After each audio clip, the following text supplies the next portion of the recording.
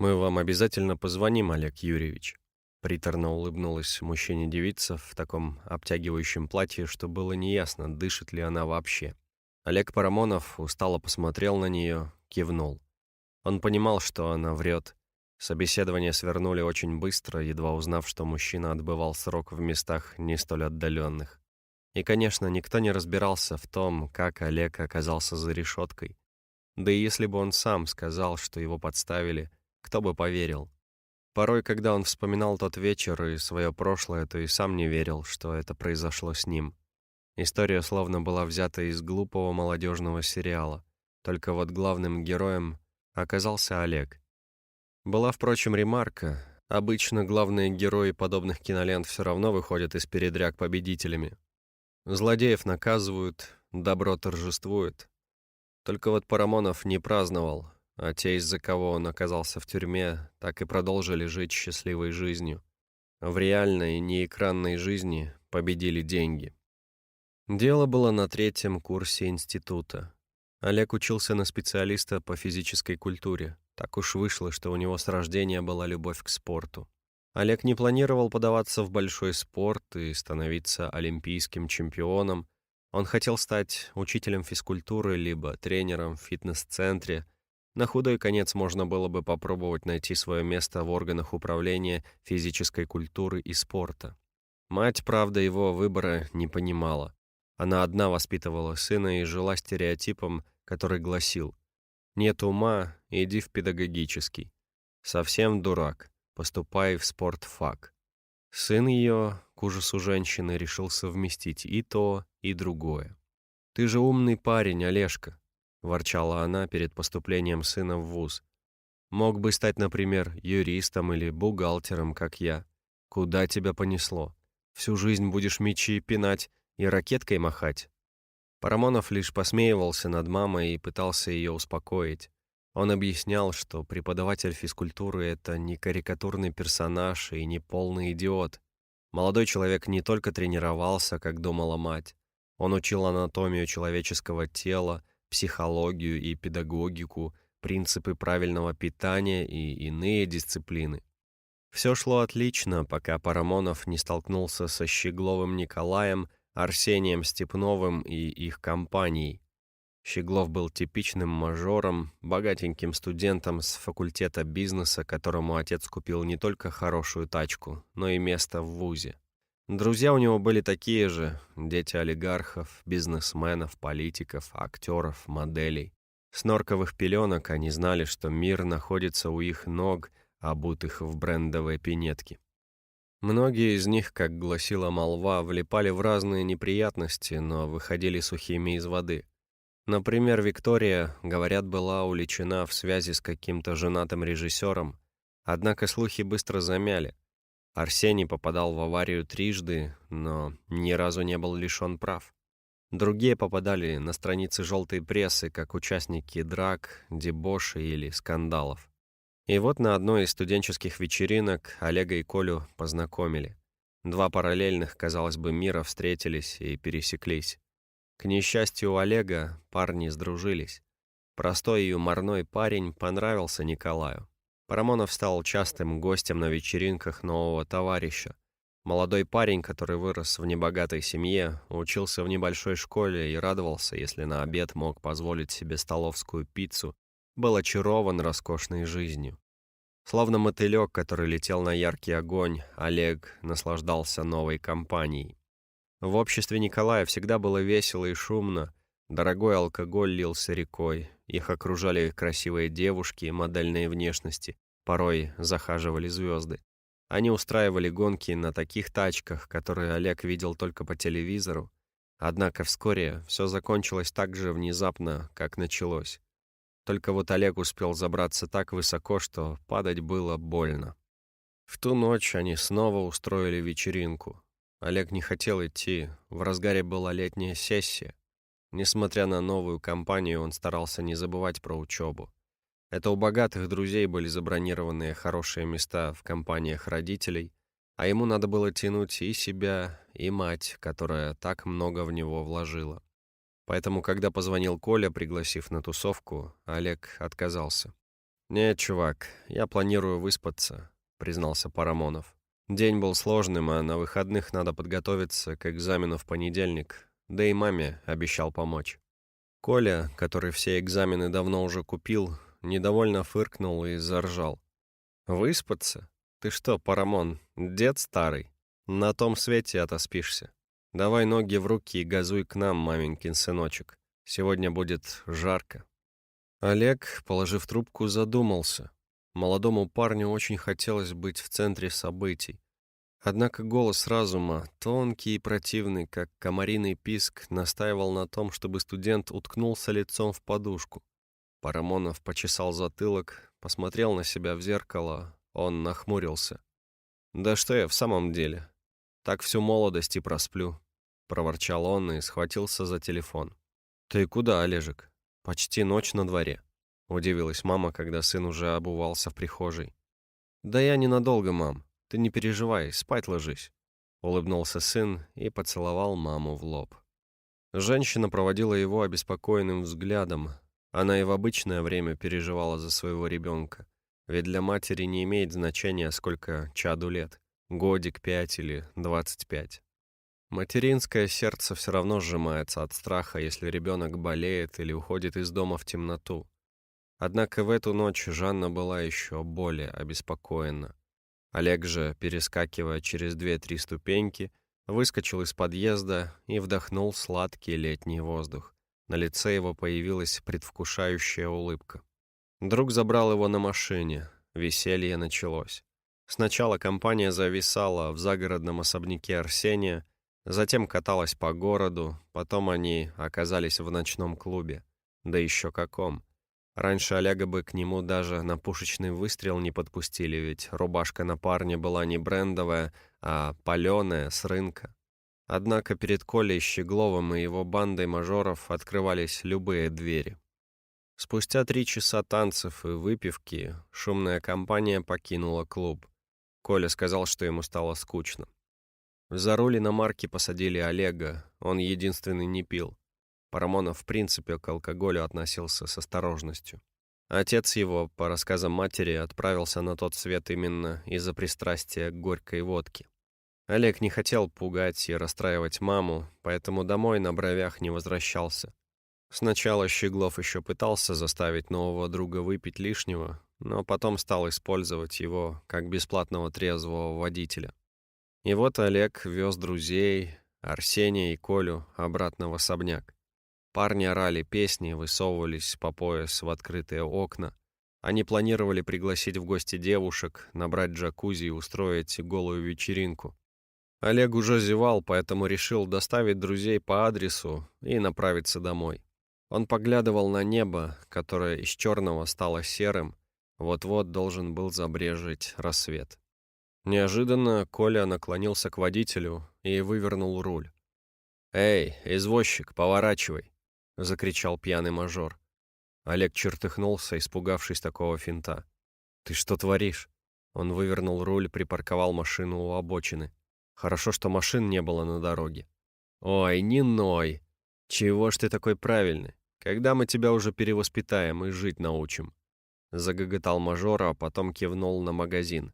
«Вон, надо бухла прикупить». Олег посмотрел на часы. «Не продают еще, рано». «Мне продадут», — подмигнул Коля и вышел из тачки, взяв с собой Арсения. Прошло минут 10-15, как два друга с горящими глазами выскочили из магазина. Арсений и Коля громко хохотали, кричали что-то невнятное, неслись к машине на всех парах. Они прижимали к груди бутылки с дорогой выпивкой. Одна из таких выскочила из рук Арсения, разбилась вдребезги. Такой поворот вызвал у мажоров еще больше всплеск веселья. Из магазина выбежала испуганная девушка, которая прижимала к уху телефон. Она что-то тараторила, глядя вслед беглецам. Коля и Арс, ввалившись в авто, кинули бутылки на сиденье и под него. «Гони, гони, гони!» — завопил Коля, задыхаясь от смеха и восторга. «Жми газ!» — вторил ему Арсений. Испуганный Олег сделал, как велели. Он вдавил педаль газа в пол. Спортивная тачка послушно набрала скорость за пару секунд и рванула с места. «Что случилось?» — нахмурился Олег, сжимая рулевое колесо вспотевшими ладонями. «Блин, жаль, что ты все пропустил, чувак», — захлопал себя по колену Николай, тогда как Арс уже пытался откупорить одну из бутылок. «Она нам продавать не хотела, прикинь. Так мы сами взяли, что было надо. Ты бы видел эту клушу». «Вы обворовали магазин?» — ахнул Парамонов. «Ага», — закивал Арсений, прихлебывая трофейный напиток. «Твою мать! Так он даже вкуснее. На, Колян». Он передал бутылку. Друзья растянули песню, довольные своей выходкой. Только у Коли по спине поползли мурашки. Заметив его состояние, Арсений хлопнул друга по плечу. «Не грузись, Парамон. Чего напрягся? Это же весело, блин». Олег хмыкнул. Высадив друзей у особняка, он собрался уехать домой. Коля настойчиво впихнул ему в руки бутылку дорогого односолодового. «На вот, ты же подельник», — хихикал он. Олег устало махнул рукой, попрощался с мажорами, вызвал такси и вернулся домой под утро. Только вот история на этом не закончилась. Кто бы знал, что владелец магазина окажется человеком принципиальным. Более того, в ту ночь за прилавком стояла его дочка, которую мажоры успели оскорбить. В итоге началось расследование. Очень быстро вышли на компанию грабителей, узнали, что за рулем был именно Олег. Ему дали бесплатного государственного адвоката, а родители Щеглова подтянули дорогущего юриста, который и дьявола бы мог отмазать за соответствующую плату. Дома у Олега нашли злосчастную бутылку. Да и потом все решили, что именно ему, бедному парнише, кража была к лицу. Ведь зачем богатым детям что-то красть, когда они все могут купить? Каким-то чудом камеры видеонаблюдения ничего не засняли, поэтому все стрелки перевели на Парамонова. Парню предложили взять вину на себя, закончить дело тихо. «У тебя есть два пути. Первый. Признаешь вину, принимаешь наказание, но оно будет условным», — говорил ему адвокат. Второй. Не сотрудничаешь с нами, упираешься, вину все равно докажут. Только вот тебя отчислят из института, а мать с работы попрут. Лучше бы тебе согласиться на выгодных условиях. Так Олег и попал в тюрьму. Да, срок оказался неусловным. На растерянного парня навесили еще каких-то дел, как игрушки на новогоднюю елку. И вот спустя время Олег все-таки вышел. Теперь у него не было образования. Да, и путь в школу для работы с детьми был зэку заказан. Он жил с мамой, которая все поняла и простила, а вот бывшие друзья давно подались за границу и вели такую же счастливую жизнь, как и раньше. Олег же уже 2 месяца мытарствовал по городу, пытаясь найти себе работу. Нет, денежка у него водилась, он старался не сидеть на шее матери, подрабатывать то временным грузчиком, то уборщиком. Однако постоянное место не мог найти. Даже охранником его не брали, несмотря на отменную физическую форму. Мол, кто доверит преступнику оружие, дубинку или пистолет. И вот Олег вышел из очередного офиса, куда пытался устроиться. Он надеялся получить место грузчика в супермаркете. Однако прошлого работники уволили, потому что тот воровал и перепродавал палеты. Другие воры им были не нужны. Парамонов брел по дороге, затем уселся на лавку в парке, понуро опустив голову. Поднялся ветер и принес к молодому мужчине вырванную у кого-то газету. Страницы зацепились за ногу Олега. Он поднял газету, расправил и нахмурился. К нему в руки попал список вакансий. Молодой мужчина задумчиво вздохнул и пробормотал: «Я думал, что никто в газете уже объявление не публикует». Парамонов с интересом стал смотреть на список вакансий. Взгляд его остановился на объявлении в черной рамке. В бюро ритуальных услуг требуется агент, гробовщик, копщик могил, охранник. Без опыта. Олег почесал подбородок. Список вакантных мест был обширным, а газета свежей. Он решил позвонить по указанному номеру. Ответил ему мужчина, представившийся Денисом, и сразу пригласил на встречу. Олег был на месте через 2 часа. Его встретили и провели в тесный кабинет, заставленный вещами. «Денис», — вновь представился наниматель, протянув руку. «Я тут вроде как начальник». Олег спешно пожал широкую ладонь. «Олег, я вам звонил. Меня интересует работа. В принципе, любая». Мужчина кивнул на свободный стул, а сам занял место начальника за рабочим столом. Усевшись, он отхлебнул кофе из картонного стакана и стал молча разглядывать Олега. Соискатель, сев напротив, чинно сложил руки и тоже молчал, ожидая вопросов. В итоге Денис кивнул. «Выглядишь здоровым. Подходишь. Когда можешь на работу выйти?» Как бы ужасно ни звучало, но у нас сейчас, сезон. Бровь Олега дернулась. «И что, это все?» — уточнил он. «А чего тебе еще надо? Типичных вопросов. Расскажите о себе, кем вы видите себя через 10 лет, почему вы выбрали именно нас, почему мы должны взять вас на эту должность». Он хохотнул, залпом допил кофе и бросил пустой стаканчик в мусорное ведро. Промахнулся и недовольно цокнул языком, но с места не встал, оставив стаканчик валяться на полу. «Мне, если честно, плевать на твою подноготную. Дай бог, чтобы ты продержался у нас хотя бы месяц, тогда, глядишь, запомню твое лицо и имя. Текучка кадров у нас огромная». «Почему?» — заинтересовался Олег. «Призраки усопших всех разогнали», — развел руками Денис. В кабинете снова застыла тишина. Денис вглядывался в лицо Олега, а затем, не выдержав, прыснул. «Шучу я, шучу. Иногда на новичках срабатывает». Он выглядел немного разочарованным тем, что Олег не побледнел. «Ладно, на самом деле проблема в том, что контингент у нас не самый, так сказать, благонадежный, что ли. Ну, не устраиваются к нам на работу юристы или бизнесмены с высшим образованием, понимаешь? Частенько алкаши собираются. Многие пьют, из-за чего попросту не выходят на смену в установленное время. Да еще сердобольные родственники погребенных часто дают гробовщикам пакет с едой и конфетами. А еще чаще дополняют этот паёк беленькой. Выпивают работнички бутылочку через 10 минут, не отходя далеко от могилки. И кому прикажешь работать потом? «Я не пью», — мягко заметил Олег и добавил. «Даже не курю». Денис оживился, довольно закивал. «Спортсмен, значит? Это дело. Это хорошо. Но у нас и не все выпивохи, конечно. Некоторые увольняются из-за проблем со здоровьем. У нас ведь как? Что жара, что снег, что дождь, работать надо. Люди не только в хорошую погоду ласты склеивают. Да и могилы рыть далеко не самый простой физический труд. «Так в чем мои обязанности?» — спросил Олег, понимая, что мужчина может болтать до бесконечности. «Задача довольно простая», — пояснил Денис. «Нужно копать могилы, помогать с заселением покойников на новое место жительства. Если пойдет хорошо, то будешь вытачивать могильные плиты, обрабатывать дерево для гробов. Ну, по мелочи, может, даже погребение будешь проводить, панихиду, если язык подвешен. Оплата сразу на руки. Отработал день, либо часов 5-6, получил денежки. Устрою официально, если недельки 2 протянешь, усек. Подходит?» Олег кивнул, других перспектив у него на горизонте все равно не было. Он замялся, затем уточнил.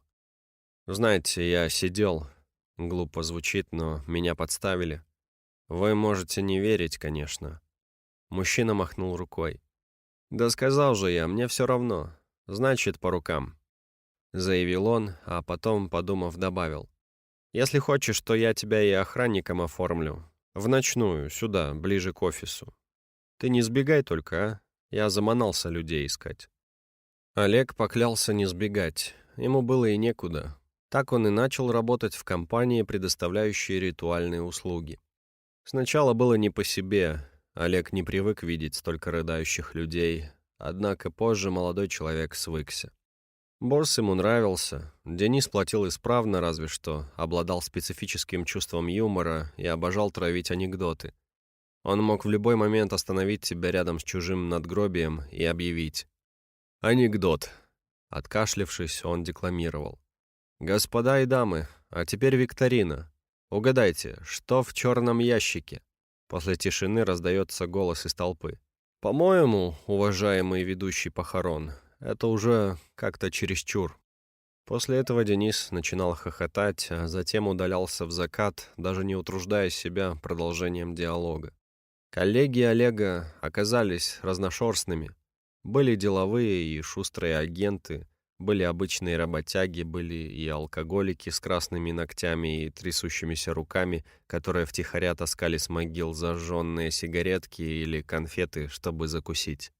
Сначала они пытались запугать молчаливого новенького. Олег был среди них самым юным. «Ты на ночную смену в охранку подрядился, да?» — сказал однажды Петрович, глядя на младшего товарища мутным взглядом. «Ну, подписался», — кивнул Олег, который обедал. «Тогда аккуратнее будь», — наставлял Петрович. «Знаешь, разное у нас тут случалось».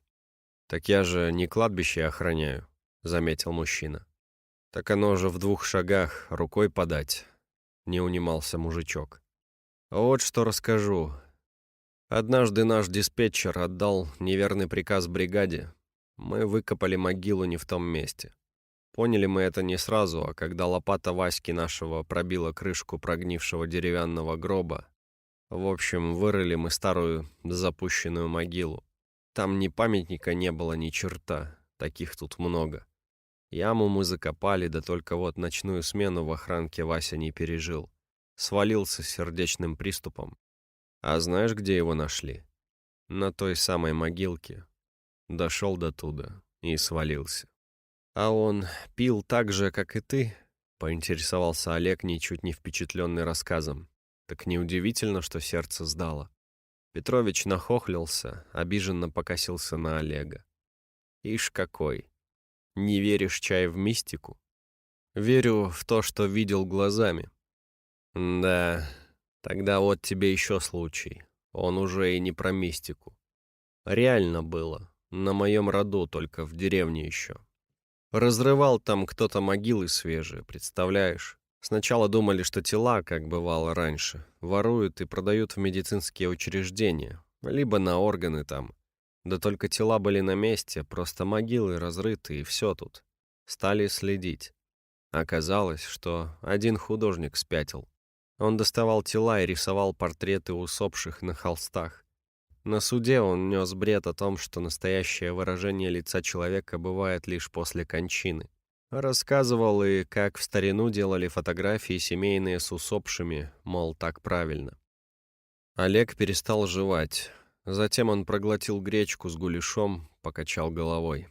«Дела», — прокомментировал парень, вгрызаясь в хлебный мякиш. Петрович заворчал еще громче, как старый трактор. Не нравилось ему, что Олег не боится его баек. Иные даже сбегали, было дело. Так и повелось, что едва Олег садился за стол, как Петрович бочком-бочком да пристраивался рядом. Он закуривал сигаретку и начинал рассказывать страшилки. Олег, конечно, ничего не боялся, пока спустя месяц работы не остался один в пустом здании.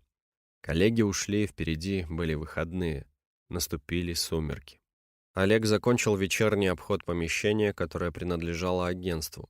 Бюро представляло весь спектр ритуальных услуг, от оформления документов и взаимодействия с моргом до оформления могилок или организации поминальной трапезы. И все действо происходило в этих стенах, которые Олегу было велено охранять. Охранник вернулся со 2-го этажа. На 1-м этаже по большей части находились товары для похорон. Все было как обычно. Гробы, искусственные цветы, лампадки, венки и ленты с разными надписями.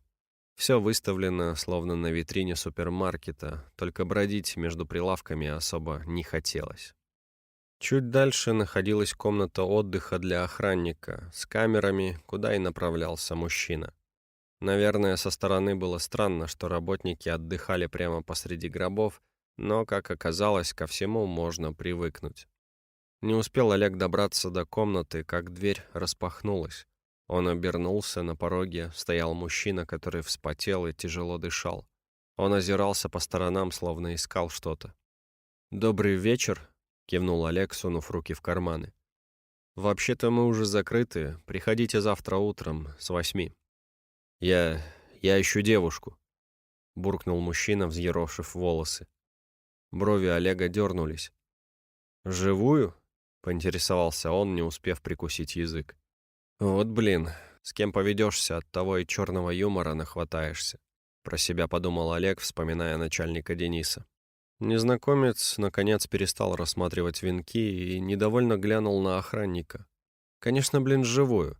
Олег, ничуть не растерявшись, пожал широкими плечами. «Простите, у нас таких не водится», — честно сказал он. «Только усопшие. Вам адрес морга назвать?» Незнакомец посмотрел на Олега, как на психа. Он что-то пробормотал себе под нос, затем, еще раз оглядевшись, вышел. Олег проводил его взглядом, а потом решил закрыть дверь изнутри. Странным был этот парень.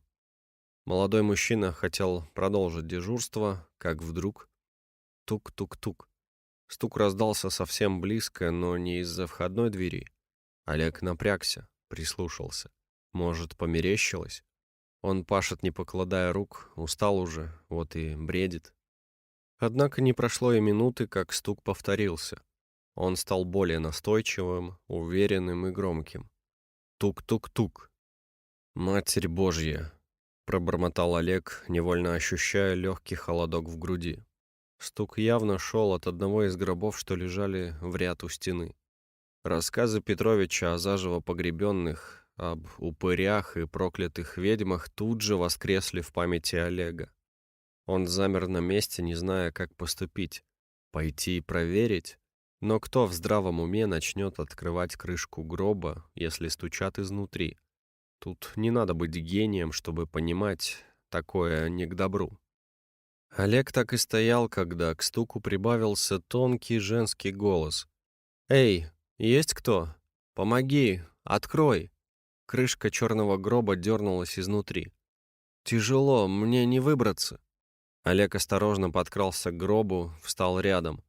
Он сжал и разжал кулаки, прикидывая, поможет ли ему дубинка в битве с нечистью, или надо сгонять на кухню и взять соль, чтобы вокруг себя круг нарисовать. «Ты кто? Что там делаешь?» — спросил охранник настороженно. Незнакомая дама помолчала, затем злобно фыркнула. «Ты хочешь вести светские беседы, пока я лежу на бархатной подушечке? Открывай!» — потребовала она, а затем едко добавила. «Не бойся, не укушу». Взяв себя в руки, Парамонов подвинул крышку. Внутри лежала вполне себе живая девчонка. Со здоровым румянцем на щеках, даже красивая, волосы темные, короткие, глаза большие и карие. Увидев Олега, она хмыкнула и потянула руки. «Ну все, прекрасный принц. Белоснежку из гроба достал, теперь целуй». «Чего?» — еще больше опешил охранник. Девушка засмеялась, затем бодро выскочила из своей импровизированной дубовой кровати. «Блин», — потянулась она, — «хорошо, что я до тебя достучалась, а то пришлось бы до утра куковать». «Ты что там делала?» — пришел в себя Олег. «Я пряталась», — ответила она невозмутимо. «Видел же, за мной парень бежал. Это мой бывший. Он псих, клянусь тебе. Встречались всего ничего, расстались 2 месяца назад, а он меня преследует. Я его везде заблокировала, так он начал по рублю на карту слать, чтобы сообщения добавлять. Ладно бы хоть по косарю, так нет же». Она почесала щеку, недовольно насупилась. «В общем, я приехала сюда и увидела, что Саша едет за мной. Машину припарковала у офиса, а куда дальше бежать не сообразила. Растерялась, если честно, не на кладбище же бежать. Прибежала сюда, а людей уже и нет. Надо было двери запереть, да не сообразила со страху. Странный сегодня Саша был. Писал вещи жуткие, что-то про любовь до гроба. Подожди, я ничего не понял. Что ты вообще здесь забыла?» Девушка моргнула пару раз, а затем ее лицо расплылось в улыбке, которая показалась Олегу смутно знакомой. «Я же не представилась. Я Алинка, дочь Дениса Ивановича. Он владелец похоронного дома». Только тут Олег понял, что улыбка у девицы была такая же, как у ее отца. «Я тоже работаю в этой сфере», — призналась она. «Только я тонатопрактик». «Кто?» — удивился Олег. «Тонатопрактик», — по слогам повторила Алина.